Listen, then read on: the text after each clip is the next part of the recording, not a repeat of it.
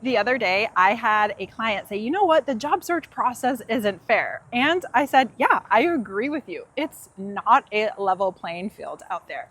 And it really is so frustrating that one of the biggest life skills we need, which is to find a job, is not a mandatory class in high school.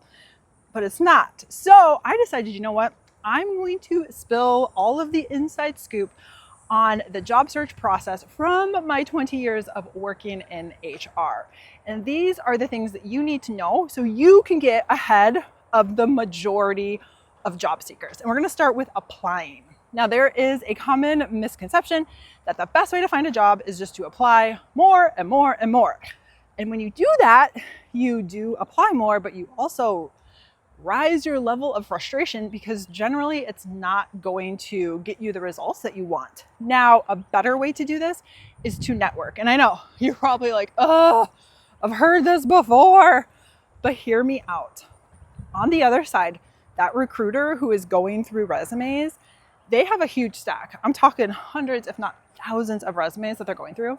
If they get somebody who is recommended, that person is going to the top of the stack, guaranteed. At the very minimum, they're going to get a courtesy call.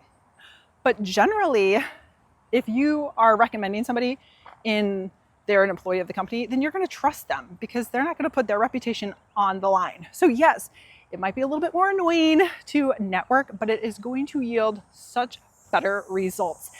And if you're like, yeah, but I don't know anybody, I like to think of 3 buckets, and those buckets are your personal. That's like your inner circle, right? The people you automatically think of.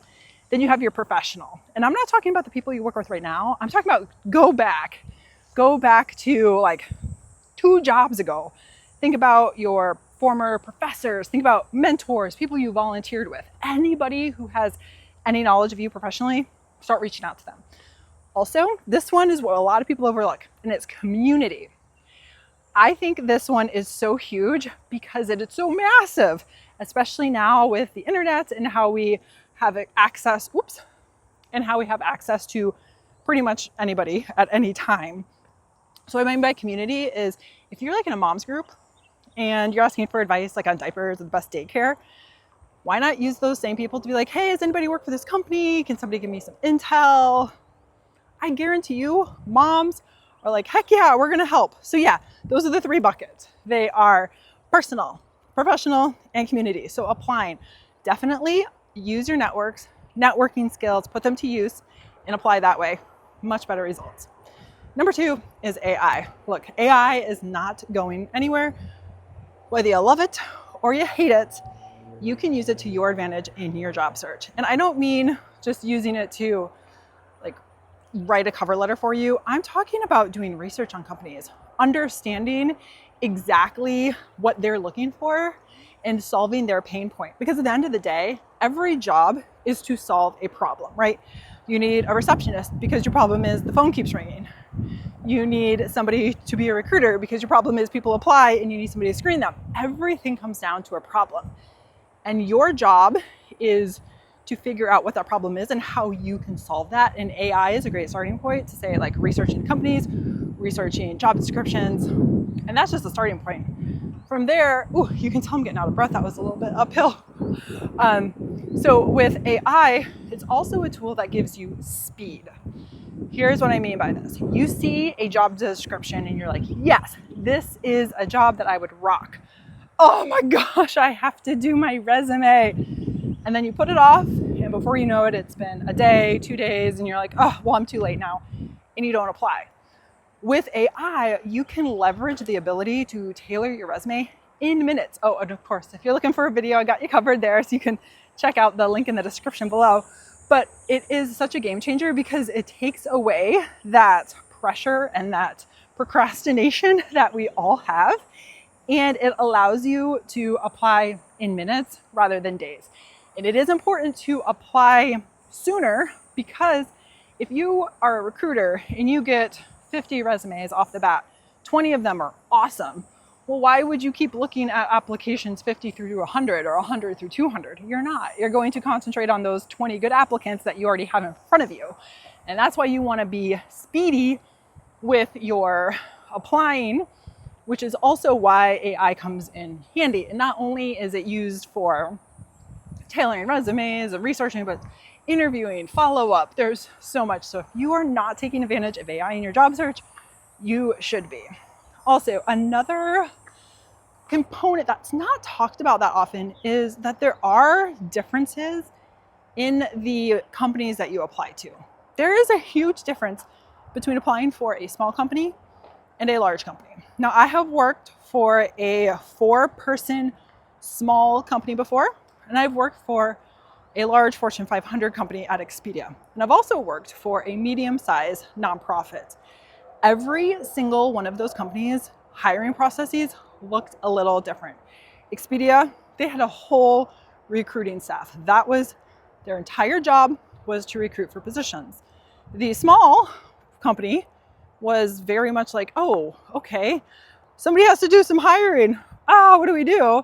And it was like old school, right? You put it out to friends, you put out the position, well, not the newspaper because they don't really do that anymore, but they did more of the traditional, like referral-based methods.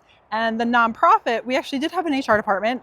My job was not recruiting, but I did end up doing recruiting because we didn't have a dedicated recruiter. And at 2 of those companies, we used ATS systems. And ATS systems is applicant tracking systems.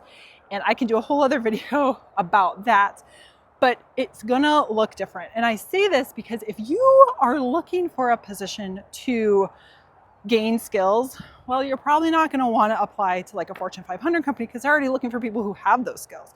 If you're looking for somebody who can, or if you're looking for a company that can more give you that experience, start with a smaller company, start with nonprofits. There's more wiggle room for them to give you a chance. And then if your ultimate goal is to work for Google, Facebook, whatever that big company is, you taking those steps to gain the experience through smaller companies will get you there. Also, if you are looking to return from a career break or something like that, smaller companies are great, although really big companies do have things called returnships. I also did a video on that if you want to check that out. And they actually specifically are looking for people with a career break. So that's something to consider too. So whatever your situation is, really look to see what is kind of like Goldilocks, like what's the best, small, medium, or large. And also, one more thing before we go, because I know this one's getting a little bit long. I want to mention that experience is not created equal. Now, if you are an older applicant, and I'm going to say older because I am over 40 at this point, you're facing a little bit more of an uphill challenge in some regards. I hate to say it, but there is this view that too much experience is not a good thing. And one of the things with resumes is that some people look at it as an information dump and they just put all of their past work experience. If you are an older job seeker, I'm going to tell you right off the bat, don't do that. If you have experience that's more than 15 years old, either take it off of your resume or add a section at the bottom that says additional relevant work experience or something like that. Additional work experience, relevant work experience, however you want to phrase it, and move those key points that apply to the job that you are applying to down in that section. Because when you do that, it shows like, oh, they do have the skills, but it's not really giving away your age or how long you've been in the workforce. And that being said, please, if you're not a new grad, take off those dates on your education because that's given a lot away and you don't want to do that. Oop, just did a little turn. Okay, so those are my big ones. It's applying, AI, the size of the company, your experience. Now there is a lot more. So if you are interested in like a specific area, such as how do you deal with follow-ups or interviewing or resumes or anything like that, just let me know in the comments below. All right, well, you can tell I'm getting a little winded. So I'm going to go ahead and end this one. All right, I'll see you in the next video.